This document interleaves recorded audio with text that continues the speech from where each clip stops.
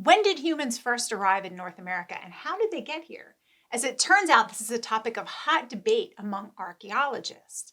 A new development at White Sands National Park is making that debate more interesting. Fossilized human footprints found in the park are now the earliest direct evidence of humans on this continent, suggesting that people have been in North America thousands of years longer than we previously thought possible.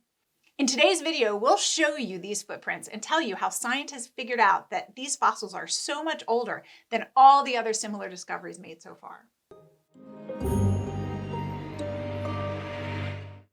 To understand these newly discovered footprints in White Sands, we must first understand how and when humans got to North America. Until recently, most school children in the United States have learned that the first humans to arrive in North America migrated here about 13,000 years ago. The prevailing theory on how they got here was that they traveled to North America across a land bridge that used to connect Alaska to Asia. The land bridge formed about 15,000 to 24,000 years ago during the last ice age. The planet was much colder back then, so many glaciers were formed in certain parts of the world. Because glaciers are made of water, made the sea levels drop. And as those sea levels dropped, the land under the Bering Strait became exposed, creating a bridge for travel between the two continents. Eventually, as the planet warmed, the glaciers around that ice bridge started melting, creating a corridor in the ice that people could use to travel even farther south into what is now the United States. As the Earth continued to warm and the Ice Age ended, the glaciers melted, the seas rose, and the land bridge that connected North America to Asia eventually disappeared, mostly underwater again by about 10,000 to 11,000 years ago. But what about the people who used that land bridge to come to North America?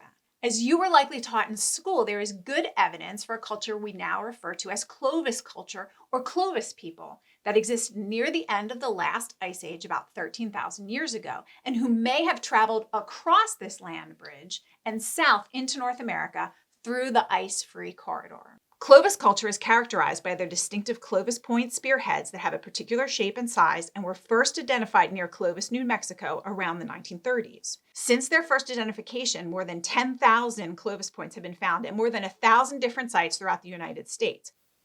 There is lots of evidence that there was a Clovis presence in North America, but the real question is, were they the first people to arrive in North America? Archaeologists think probably not. In fact, several new findings show that people were thousands of years ahead of the Clovis people. Starting around the 1990s, several scientific discoveries began to cast doubt on the Clovis-first story. One of the earliest challenges came from the discovery of the Monte Verde site in Chile with artifacts that predate Clovis culture by at least 1,000 years. Subsequently, several other sites have been found, including the Meadowcroft Rock Shelter in Pennsylvania, the Topper site in South Carolina, and sites in both Texas and Florida.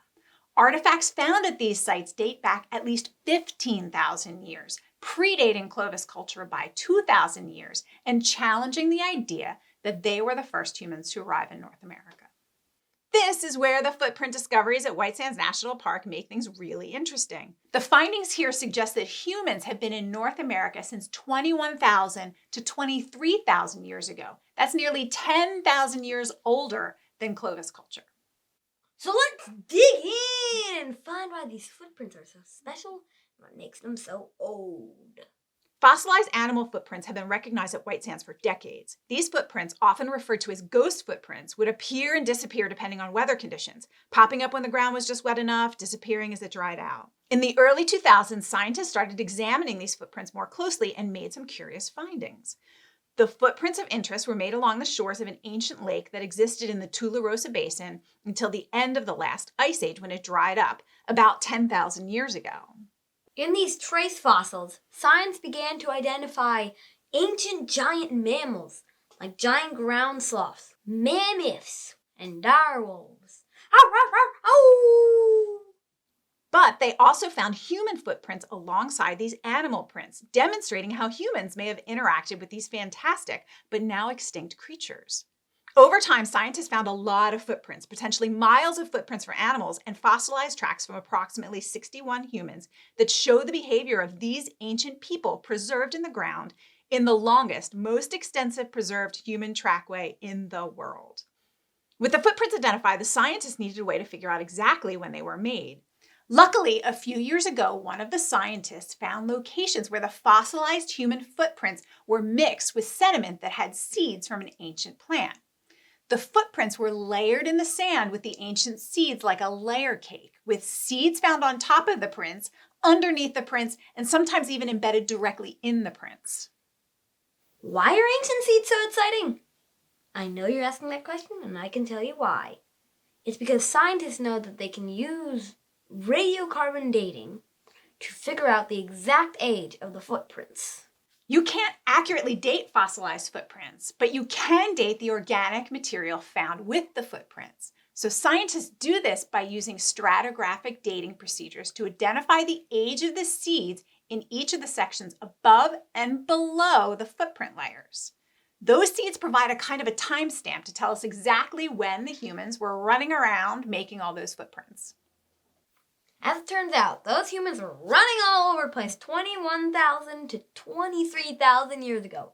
Much, much longer ago than we thought humans could ever be in North America. This is a big change from what most scientists used to believe and what most school children typically have been taught.